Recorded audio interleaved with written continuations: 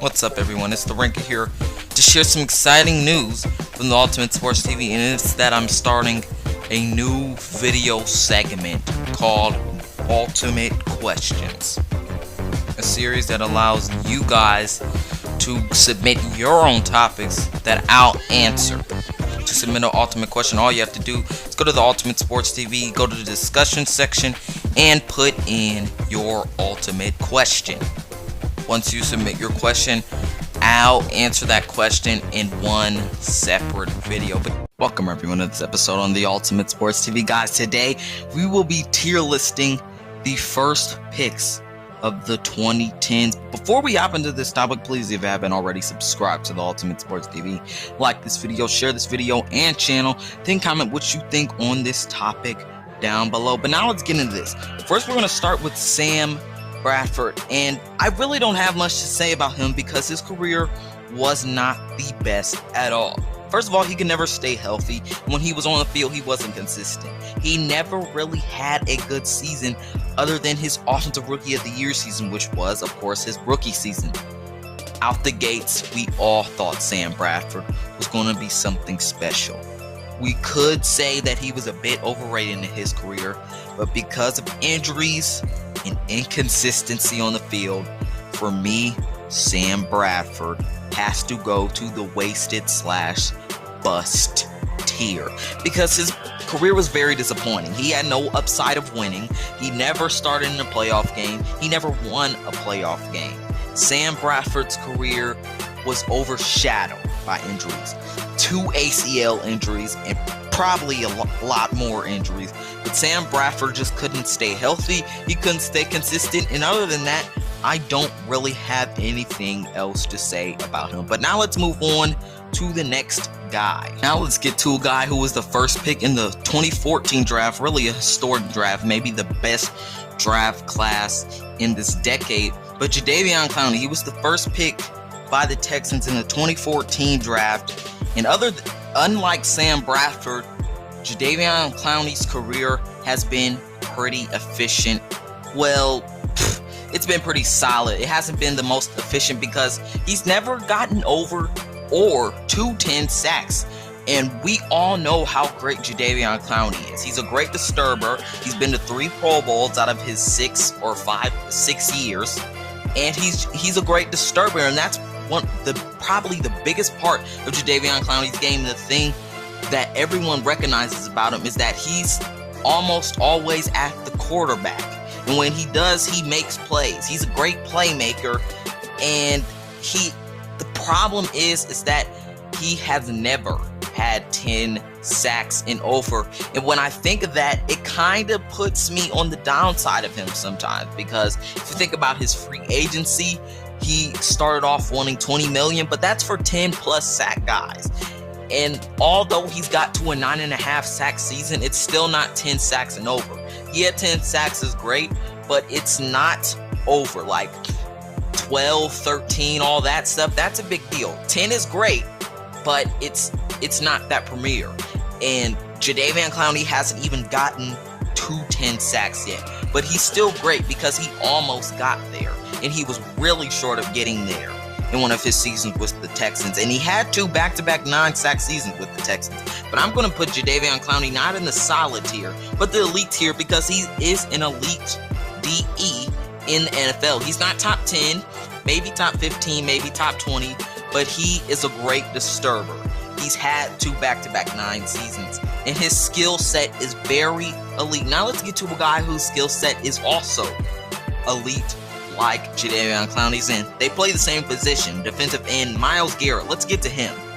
Myles Garrett, for me, he's a force to be reckoned with. And I cannot say enough about Myles Garrett, because get this, he didn't play all of the games in his first season, but he still got 7 sacks and finished in the finalists for Defensive Rookie of the Year. He didn't get it, but he was the finalist for it. In year 2, which I think is outstanding, he got 13 sacks. And then in a cut short year 3 where he got taken out in week 10 because he almost killed Mason Rudolph with his helmet, he had 10 sacks at that point. Now, if you think about this, they had no more bye weeks after week 10 for the Browns. They had week 11, week 12, week 13, week 14, week 15, week 16, week 17. That's 7 weeks for Myles Garrett to get at least 18 to 20 sacks. This is one of the best defensive ends in the league. He's a top 10 for me, and he's just a great disturber. He's super strong. He's one of the strongest players in the National Football League, and he has an elite skill set. So he's going into the elite tier. He's done a lot. The stats are there. He's been to a Pro Bowl. And Myles Garrett, I can't say enough about him because he's such a force that you can really build around him on the defense. And sometimes he's impossible to stop. Now, last year, if he didn't hit Mason Rudolph with his own helmet, he would have gotten Defensive Player of the Year. And the Browns defense probably would have done better because he is always impactful. He's lit almost every game. He has about 3 times or 5 times where he's at the quarterback, and he had a high pressure rate last year. First in the NFL, and yes, he's a top 10 or even top 5 defensive end in the NFL. But now let's get to the next one. Cam Newton, who has had many achievements in his career. He's been to a Super Bowl, as you guys can see his achievements on the screen right here. But one of the biggest and boldest and the highlighted part in Cam Newton's skill set is that he is one of the best dual threat quarterbacks from this decade. And he was just electric. He looked like a magician on the field at many times. And although he may not be the fastest, he still made being a dual threat quarterback look so easy. But now let's not forget the biggest part of Cam Newton's career so far, and it's that he's never really had any legitimate lead receivers. He's had Greg Olsen his whole career, and he had Steve Smith toward the end of his career, but he's really had no receivers. And that's where that dual threat quarterback play really comes into play, because if you can't find somebody, you got to go to a quick read, and then if you can't find it, rush. And Cam Newton has been so electric throughout his career and so dual threatish throughout his career that he has been able to get it done without big time receivers. And as a quarterback, you need great receivers. But Cam Newton, he's a guy who can lead a team without a great offensive line, without great receivers. He can lead a team into the playoffs because his skill set is so great. He's been the most successful player out of anyone on this tier list right here. Cam Newton is going into the ultimate tier because he's just had such a great impact for the Panthers for so long. I'm really surprised he hasn't been picked up by a team yet, but he had such a big impact with the dual threat quarterback play. He was so electric, and he was able to scare teams without receivers. And again, he was the most successful quarterback out of anyone in this tier list. But now let's get to Jared Goff. He has been to a Super Bowl, and that Super Bowl year for him was really a good one. He was probably one of the top 10, top 15 quarterbacks in the league. And Sean McVay has been a big part of his career because really, to me, Jared Goff is a system quarterback, and Sean McVay has made it work. Now, his first season wasn't the best, but his last 3 seasons, really his second and third season were the best ones. Last season was definitely not a good one, even though his team did go 9-7. The defense really kept them up, but it wasn't a great year for Jared Goff. He's been a great quarterback throughout his career. He's been to a Super Bowl, but he has been a system guy. He's not a top 15 or top 10 quarterback in this league. He hasn't really been an elite name. He's made costly mistakes in this past season, but he's still a solid quarterback. I'm not taking any credit away from him. He's been to a Super Bowl. He's done great things. But when I think of Jared Goff, he's not the elite name. He's had a great, good impact, and he's been a solid player. So I'm taking him to the solid tier because Jared Goff has been impactful in good ways, but he's not the elite name, because really, without Sean McVay, he wouldn't be anything, because Jared Goff is a system quarterback. I'm not taking anything away from him. He's been a great quarterback throughout his career. Right now, he's in the solid tier because of last season, showing that he needs a good offensive line to succeed. Just with Baker, though, he didn't have a great offensive line or a great coach last year.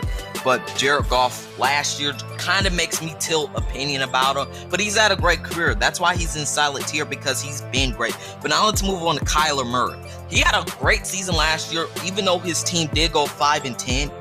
He didn't have the greatest impact in the world. Let's say that, because his team just went 5-10.